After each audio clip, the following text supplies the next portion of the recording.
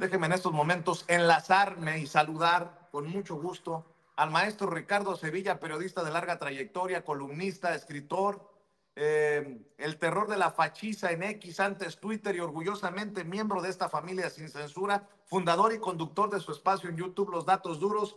Mi querido Ricardo, pues apúntame en la lista de esta política moderna a don Perpetuo.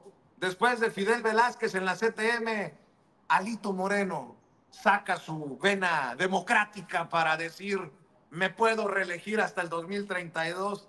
No mames, querido Ricardo, en el PRI no entienden la putiza que les metimos en las urnas en el 2018, en el 2024, y Alito pues va a terminar siendo el sepulturero del PRI, pero bueno, Dios me oiga, dirían algunos. Mi querido Ricardo, te saludo con mucho gusto, buenos días. Buenos días, querido Vicente, público memorioso. En efecto, este personaje no va a ser el sepulturero, es ya el enterrador del Partido Revolucionario Institucional. Dices, muy bien, no entienden estos personajes, no entienden la O por lo redondo, pero no entienden ni siquiera los propios procesos políticos, no entienden la historia, ya no digamos de México, sino de su propio partido político. Alito Moreno, pues es un personaje desencajado, es un personaje que no atina exactamente hacia dónde ir, pero se quiere quedar en el PRI, desde luego. Bueno, un PRI que ya está, por cierto, destrozado, un PRI que está cayéndose a pedazos, todavía está en artículo mortis, está como un zombie, pero ya no tiene vida, es un auténtico zombie. Y bueno, Alito pretende eternizarse en el cuerpo putrefacto de ese zombie, y lo hará, Vicente, si sus acólitos lo dejan, porque lo que queda del Partido Revolucionario Institucional, pues está ahí celebrando todavía estas mentadas asambleas nacionales en medio de una ola de críticas, pues que dicen, ya no existe el PRI, ¿qué es lo que van a hacer? Ahí lucen ya vacías prácticamente sus instalaciones, lo que había antes allá en el norte de la Ciudad de México, allá en Insurgentes Norte, donde está el CEN del PRI, luce completamente descuidado, desencajado. Si usted tiene curiosidad, vaya a darse una vuelta por allá y se va a dar cuenta que ese no era el PRI, que en algún momento existió, el PRI de José López Portillo, el PRI de Miguel de la Madrid Hurtado, de Salinas de Gortari, ya no es, ya solamente queda un remedio. Ahora, lo que hizo Alejandro Moreno Cárdenas ayer no tuvo madre, ni padre ni abuela, pero francamente, Vicente, a nadie sorprendió, o no debe haberle sorprendido a nadie. De hecho, ya los propios militantes, los propios priistas, habían estado alertando que Alito buscaría extender, como bien apuntaste, su mandato hasta 2032. No hubo discusión, no hubo proceso de reflexión, aunque él le fuera a decir a Azucena Uresti otra cosa. Se enojó, por cierto, allá con Azucena, y eso que le hacen entrevistas a modo, pero ya saben cómo es Alito, entrón, valentón y cobarde. En fin, no, le valió un cacahuate a Alito Moreno que el tricolor estuviera atravesando la peor crisis en toda su historia. Pero no hay que preocuparse mucho si Alito Moreno se queda en ese cuerpo putrefacto, Vicente, porque lo cierto es que el Partido Revolucionario que este señor encabeza ya desde hace tiempo no durará mucho. Está, le digo, en artículo mortis, es un muerto viviente.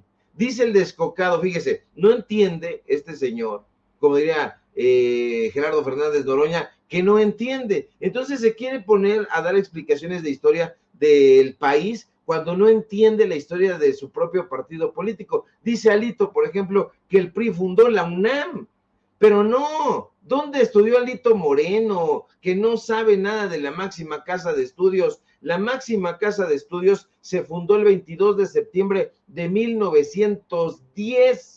Hace 113 años, no tiene nada que ver el PRI ahí. Dice Alito que fundó el Instituto Politécnico Nacional, pero no, tampoco, Vicente, porque el Instituto Politécnico Nacional fue fundado el 1 de enero de 1936 y lo fundó el Tata Cárdenas. Pero hay que enseñar la historia al líder del PRI. El PRI, en efecto, es el antecedente del PNR, del Partido Nacional Revolucionario, que fue fundado el 4 de marzo de 1929 por el jefe máximo, así le decían a Plutarco Elías Calles, que es más que una avenida, que es lo que crea Alito Moreno, pero no es el PRI, de ninguna manera. Este personaje, que es un reduccionista, igual que todos los analistas de la derecha, piensa que el PNR es el PRI. No es cierto, no es cierto, ni el PNR, ni el Partido Revolucionario el partido, era el PRM, no son iguales, es el PNR, el PRM y el PRI, son antecedentes, pero fíjate nada más, hay diferencia. Cuando se funda el PRM,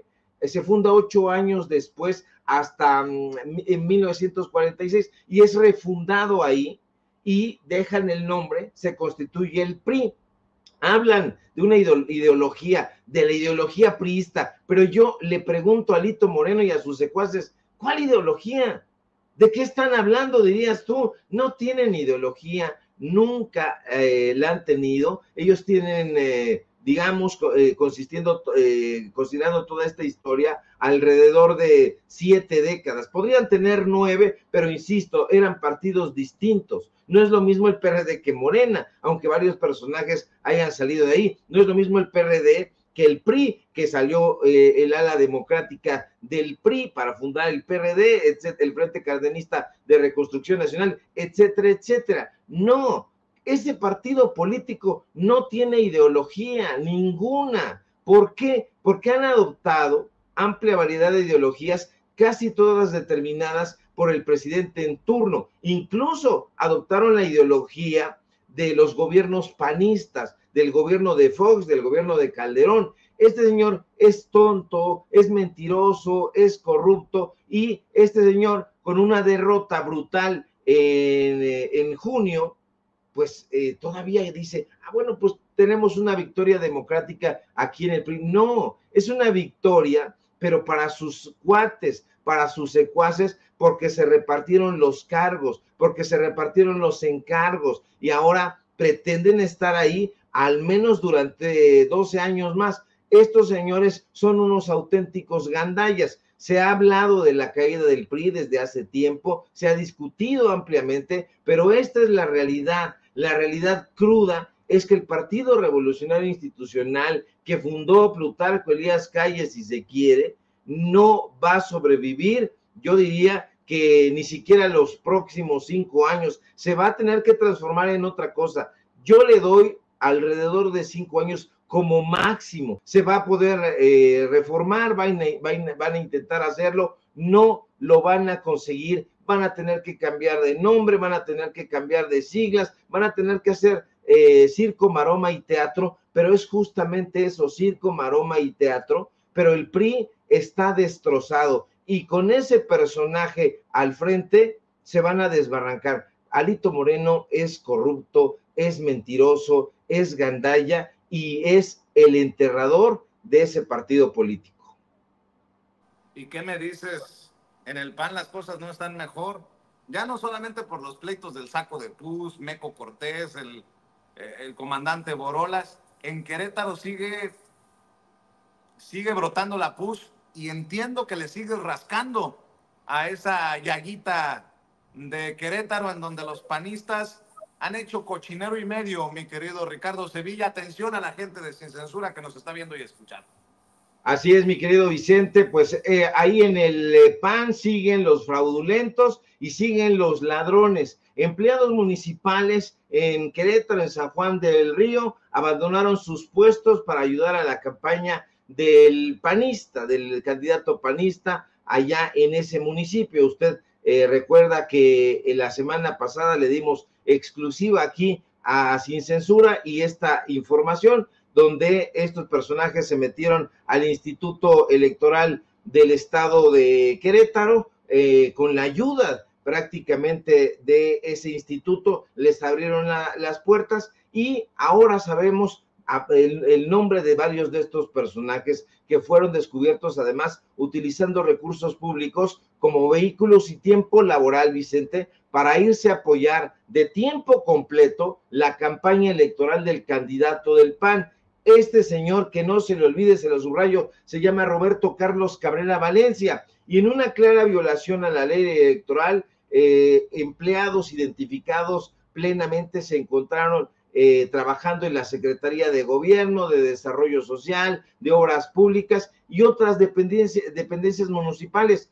Pero no solo pretendieron robarse la elección con ayuda del Instituto Electoral de Querétaro, ahora estos personajes se descubre, se sabe que estuvieron ayudándole al candidato del PAN en la elección, porque en un revés a la democracia, no solamente diría yo estatal ni municipal, sino mexicana, varios empleados del gobierno municipal de San Juan del Río fueron descubiertos participando activamente en la campaña electoral del candidato del Partido Acción Nacional.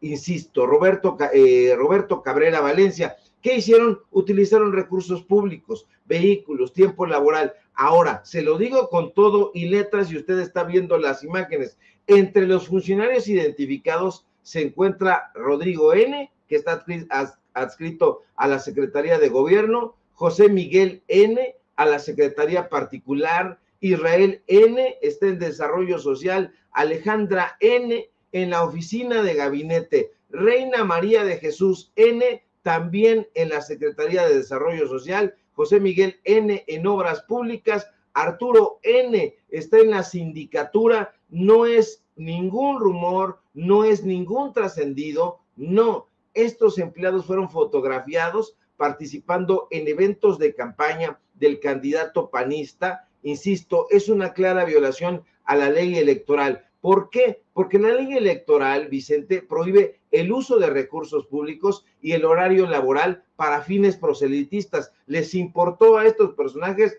No, por supuesto, se lo pasaron por el arco del triunfo. Uno de los vehículos oficiales del municipio fue encontrado en el arranque de campaña del candidato Roberto Carlos Cabrera Valencia. Esto evidencia el desvío de bienes públicos para beneficio electoral. Los panistas evidentemente no han querido respondernos sobre estos hechos. Ya le escribimos al candidato para ver cuál es su postura. No nos hace caso, no va a responder. Quieren encubrir los hechos, pero para tragedia de ellos, Vicente, nosotros hemos tenido acceso a fotografías e incluso, como ya le dimos la lista, los nombres de estos funcionarios. Las autoridades electorales tienen que tomar ya urgentemente cartas en el asunto. El uso de recursos públicos como vehículos, como personal, como el tiempo laboral, para salir campantemente a apoyar campañas electorales, en este caso del PAN, constituye un delito grave, y lo es porque desvía fondos y bienes públicos que deben ser utilizados única y exclusivamente para el bien común y no para favorecer a un partido político ni a un puñado de políticos tranzas como son los que en este caso encabeza Roberto Carlos Cabrera Valencia allá en San Juan del Río. Se quieren agandallar, Vicente, las elecciones allá en Querétaro, allá en San Juan del Río, y estos actos son completamente descarados, fraudulentos, y van, si los dejan, a socavar la democracia y la confianza ciudadana en las instituciones, que ya de por sí está por los suelos. Definitivamente. Oye, Ricardo, antes que te vayas, yo sé que tú no te guardas nada y le entras a los temas sin censura para dejar la víbora chillando. Mucho hemos hablado de el gremio periodístico que tiene sus manzanitas podridas. Hemos hablado de los medios corporativos, tradicionalmente chayoteriles. Hemos exhibido a personajes y la verdad, pues, hay algunos que están por la calle de la amargura y otros cegados por esa amargura todavía con los micrófonos y las cámaras. Dos casos para que me des tu opinión. Carlos Marín López Dóriga despotricando ante una audiencia, no sé qué tan grande o qué tan pequeña sea, pero expresándose así. Vamos a ver y escuchar. Es escalofriante, Joaquín. Lo peor para mí es que ese estilo personal de gobernar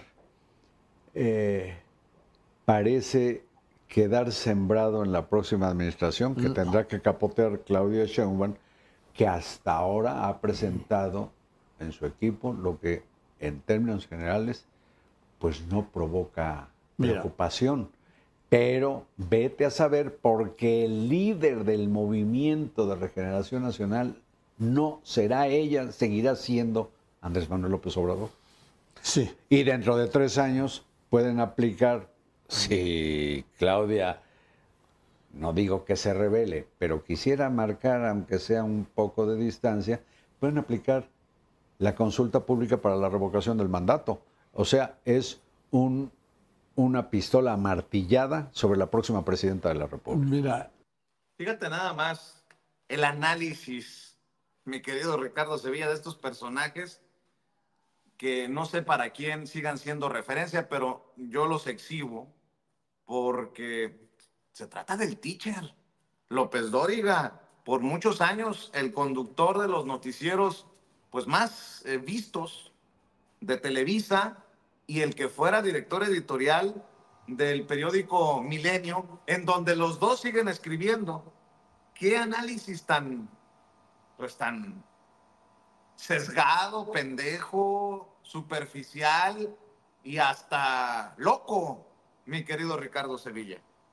Están desatinados, Vicente, y te voy a decir, porque a lo mejor no le hemos entrado con mucha hondura a los temas periodísticos de fondo y de forma. Ojalá que se diera de esa manera, porque este personaje, Carlos Marín, en efecto, como bien apunta, sí hay que resaltarlo, fue uno de los periodistas de mayor notoriedad en una época en donde se hacía periodismo. En la época de Proceso, estamos hablando de finales de los 70, principios de los 80. Este señor, Carlos Marín, que por cierto es poblano, y allá en Puebla no lo conocen muy bien, se acercó a Julio Scherer García, el fundador de la revista Proceso. Platicaban muchísimo sobre Carlos Gardel, porque a Carlos Marín le gustaban los ritmos porteños, específicamente Carlos Gardel, e incluso, si tú te das cuenta, adquirió durante un tiempo como esa indumentaria, que se le pareciera, que lo supiera bailar, eso ya es otra cosa. Este personaje fue un reportero, hay que decirlo, bastante notable. Todavía hizo algunas crónicas, algunos reportajes muy bien desarrollados, muy bien planteados. Sin embargo, cuando no le dejan la dirección en la revista Proceso, empieza una campaña, le dan la dirección de la revista tras la salida de Julio Scherer García, que se retiró, se la dan a Rafael Rodríguez Castañeda. Entonces este personaje con la frente fruncida pues se convierte en un personaje alucinante, empieza a golpear a la revista Proceso, tiene que salir por pies ahí. Cuando muere el propio Julio Scherer García,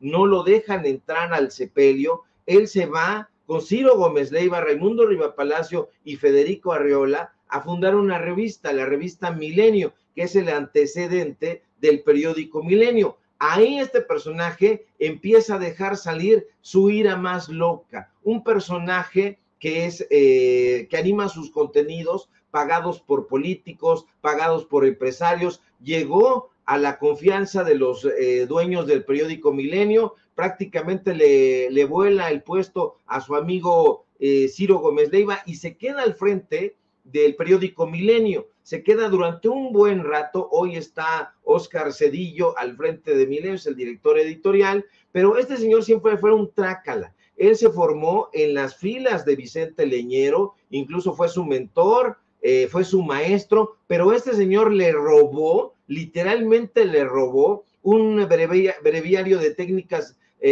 periodísticas que se llama Manual del Periodismo, que fue en la década de los 60, de los 90, perdón, en la década de los 90, bien leído en las escuelas de periodismo, en la Facultad de Ciencias Políticas, en los diferentes colegios y universidades donde se impartían las clases de periodismo. Se lo robó el manual, lo escribió Vicente Leñero, eran sus lecciones, y se lo robó, y el propio Vicente Leñero así lo dio a conocer. El personaje está en un hoyo, ya no se esfuerza porque está sorprendido de que el periodismo ya no venda, ya no se esfuerza, ya llegó, ya se ve cansado, se ve contrito, se sienta, se aplasta ahí con este mequetrefe que le dicen en efecto el teacher, pero que no enseña más que técnicas para el atraco, Joaquín López Dóriga, y comienzan a decir cualquier cantidad de pendejadas, perdónenme ustedes, muy temprano, pero cualquier cantidad de pendejadas, porque ya no se puede calificar de otra manera, y uno dice, ¿dónde está el redactor del suplemento cultural, el Gallo Ilustrado?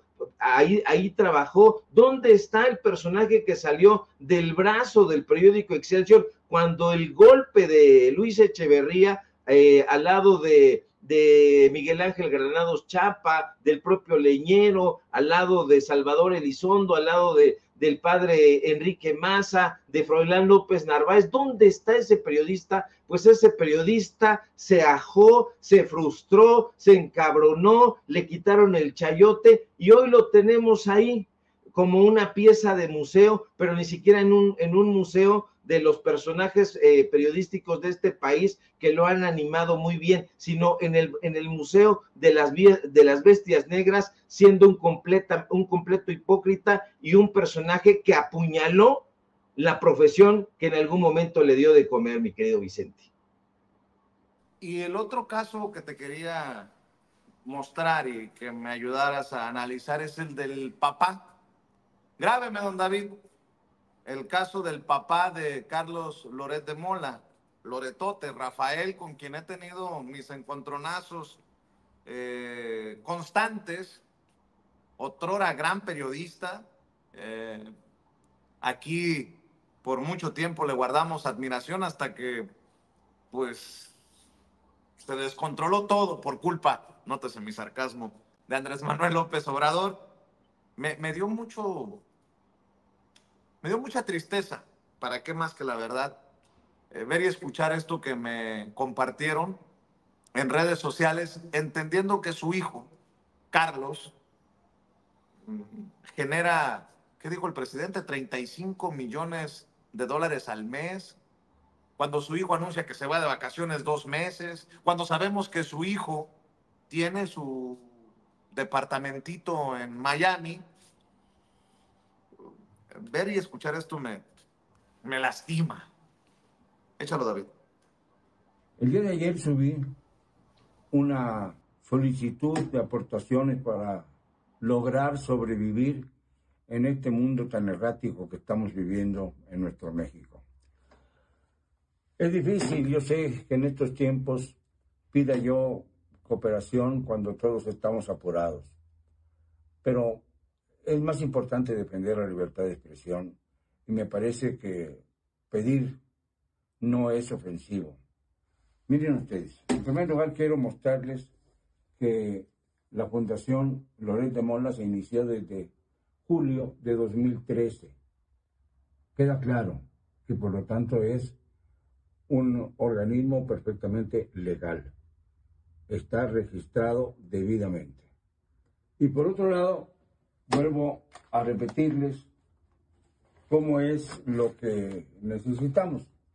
Aquí está los datos de la tarjeta de débito con la que puedo yo recibir sin necesidad de clave bancaria las aportaciones que ustedes quieren hacernos. Y el rancho de Valle de Bravo que tiene su hijo, ¿no podría también de alguna manera chorrearle un beneficio? Voy a decir algo que espero no ofenda, pero haciendo referencia a Fox, ¿no había que trabajar, huevones? Haciendo referencia a Fox, con mucho respeto. Si alguien quiere ayudar a Rafael Loret de Mola, ahí está la información. Yo no le voy a decir que no lo haga, como en algún momento Alasraqui también pidió ayuda para su programa Typical TV para seguir escupiendo veneno. Bueno, no, ahora ya andan diciéndole, señora presidenta electa, venga a desayunar con nosotros, las cosas que ha transformado la 4T, ¿no? Los milagros de la 4T, pero bueno, me dio mucho sentimiento ver a Rafael a don Rafael Loret de Mola, el papá de Carlos Loret de Mola, andar pidiendo apoyo, porque en algún momento nos trataban de muertos de hambre a nosotros, los youtuberos, que solicitábamos el apoyo de las audiencias para seguir avanzando. Y con tanto dinero que tiene su hijo, ¿no habría manera de que alguien le haga llegar a Loret este video, a Loretito, a Carlos? Porque eso es de mal hijo, ¿no? Tener en esa situación al papá. No me quiero meter en temas personales que no me corresponden, pero si yo me conmuevo, a mí me da tristeza, me imagino que también se va a conmover y se va a apiadar el hijo que gana las millonadas. Pero bueno, así las cosas con los grandes periodistas de México. Por un lado, Carlos Marín y López Dóriga haciendo reír o llorar con sus payasadas, y pues don Rafael Loret de Mola dando, híjole, espero que no me vayan a caer a pedradas, pero dando lástima. Mi querido Ricardo Sevilla, estoy muy exagerado con lo que digo, pues digo, si yo que no tengo nada que ver, que no tengo ningún vínculo con el papá, se sacó de onda, pues me imagino que el hijo no ha visto la situación precaria del padre, ¿no? Fíjate, Vicente, yo no sé si esto es verdad o mentira, o si es uno de los montajes y el director es el hijo Carlos Loret de Mola, si Rafael Loret de Mola está padeciendo esta realidad terrible. Lo lamento profundamente, hay que lamentar esta situación de cualquier ser humano que se vea en ese tipo de condiciones y sobre todo llegada la edad provecta. No sé, esto revela muchas cosas, fíjate nada más. Por un lado, Rafael Loret de Mola, yo nunca le he tenido ningún tipo de respeto, lo he de decir. Para mí, Rafael Loret de Mola fue un biógrafo del poder, al igual que Enrique Krause. Todos sus libros hacían críticas veladas, a diferencia de Carlos Marín. Carlos Marín sí escribió en algún momento reportajes en contra de Luis Echeverría, en contra de José López Portillo, como por ejemplo cuando patrocinaban una banda paramilitar, la Brigada Blanca, y ese fue un gran reportaje de Carlos Marín. Rafael Loret de Mola no tiene eso, era un biógrafo del poder, nunca se enfrentó en realidad con los grandes capos de la política, en realidad lo llevaban de la mano, lo apapachaban, hacía críticas si no le pagaban, hacía berrinches si no le daban chayote, en fin, un personaje que tiene poca credibilidad y siempre la tuvo. Si este señor ha llegado a esa edad, Vicente, sin llevar a cabo la recomendación de Xóchitl Gálvez, acuérdese usted que Xóchitl Gálvez decía que si has llegado a los 60 años y no tenías casa, patrimonio o no sé qué, pues eras un pentonto, ¿no? Bueno, pues eso le está sucediendo a Carlos Loret de Mola. Ahora, están acostumbrados a vivir... Rafael Loret de Mola, están acostumbrados a vivir exquisitamente. ¿Por qué no van a una subdelegación del IMSS, hacen sus aportaciones voluntarias y ya le toca su pensión por cesantía o edad avanzada a Rafael Loret de Mola? ¿Por qué? Pues porque no quieren ese tipo de pensiones, Vicente, no quieren ese tipo de vida. Ellos están acostumbrados al chayote contante y sonante y fuerte. Billetotes, fajos de billete. La mayoría de las personas en México están pensionadas y tienen una pensión terrible y no están pidiendo dinero. No está mal si el señor está trabajando, pero ¿por qué le ha de dar dinero la gente a un personaje que dilapidó su juventud, su vida, su dinero de esa manera? Y bien dices tú, ¿acaso Carlos Loret de Mola no podría poner una de sus propiedades en alquiler, digamos, cierto departamento allá en Miami, y pasarle la renta a su papá? Si lo ve en esas condiciones tan precarias y tan terribles, ¿acaso lo trató tan mal Rafael Loret de Mola a su hijito que no le puede pasar una pensión, una ayuda? ¿Qué sé yo? Este señor, lamentablemente, como todos estos personajes, Alasraqui, López Dóriga, quieren seguir viviendo de la ubre, del erario, pero eso ya se acabó, ya se terminó, y conforme pase el tiempo, se va a ir quedando como una mancha en el pasado. El chayote, señores periodistas y periodistas, hombres y mujeres, ya se acabó, ya se está terminando. A lo mejor habrá algunos bastiones donde están todavía repartiendo, pero se va a acabar también en la Suprema Corte de Justicia, en el Consejo de la Judicatura. Ya se le va a acabar a Enrique Krause allá en Jalisco, porque ya se fue Alfaro, ya puso pies en polvorosa. Pónganse a trabajar, huevones, diría por ahí la frase hecha, pónganse a trabajar, a hacer periodismo y todavía están a tiempo de recular. No apoyen las estupideces, pónganse a hacer periodismo y verán que por lo menos tienen una vida en paz y podrían tener la beca de, no la beca, la pensión del bienestar. Yo creo que están varios personajes, por cierto, han sido descubiertos criticando al presidente López Obrador, pero formándose en los programas sociales, recibiendo esa lanita que no les daban en los propios gobiernos que ellos encabezaban. Terrible la historia del señor Rafael Loret de Mola, pero lamentablemente eso es lo que pasa cuando un periodista busca la notoriedad y prefiere eso a la crítica frontal, a la crítica periodística. En fin, terrible y de lamentar lo que está sucediendo con este personaje. Bueno, mi querido Ricardo Sevilla, como siempre, gracias por tus aportaciones a este espacio libre como el viento. ¿Por qué no cerramos invitando a la audiencia de Sin Censura también para que te apoyen tus trincheras, maestro? Claro que sí, al contrario, mi querido Vicente, siempre un gusto charlar contigo y con la audiencia de Sin Censura, el público memorioso. Síganos, por favor, en nuestras redes sociales, en X, @Sevilla Crítico, en Facebook, Ricardo Sevilla, y nada más. Síguenos, por favor, en paralelo24.mx, en los datos duros. Hoy tenemos informativo en punto de las 9 de la noche y, por supuesto, aquí en la familia Sin Censura, donde somos orgullosamente miembros. Estamos al pendiente de la información. Te mando un fuerte abrazo. Igualmente, mi querido Ricardo, maestro, cuídate. Excelente inicio de semana y déjeme desde